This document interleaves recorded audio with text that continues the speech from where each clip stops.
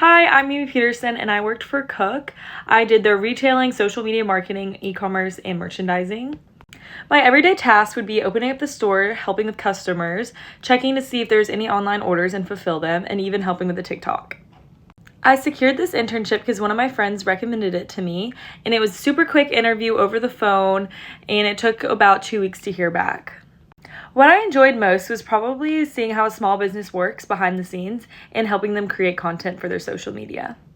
The 3 most important things I learned in my internship was probably using Shopify and learning how to use it, like create a website, and also using Photoshop because I never knew how to use that, and also just knowing how they produced all their clothing in a factory in Dallas, and I got to see the process of how they got a sketch to a physical product.